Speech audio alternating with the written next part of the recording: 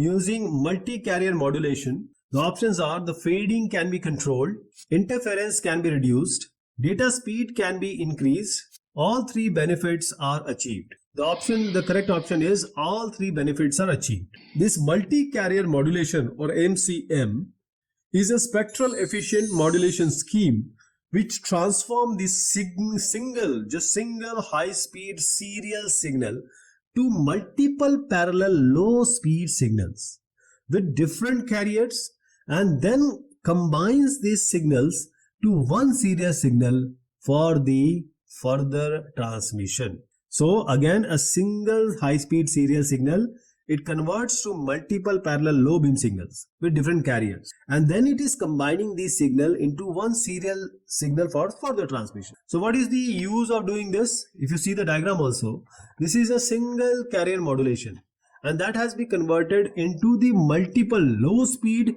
parallel signals. So these all parts which are been done, they have the central frequency also.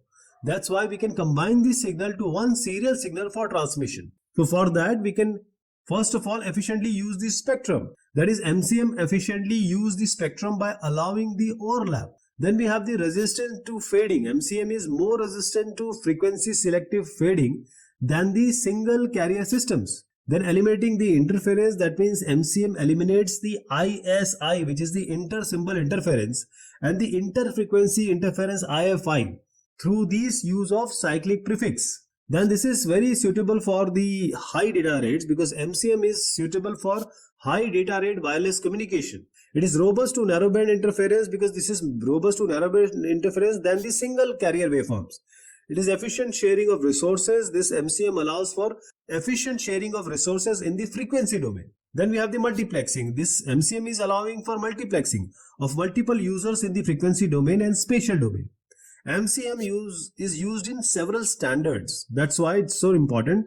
For example, in DSL modems and digital video broadcast, DAB and DVB. Then we have the WiMAX and the LTE, 4th generation wireless networks. For example, IEEE 802.16 worldwide interoperability for microwave access, WiMAX, and the long-term evaluation LTE also.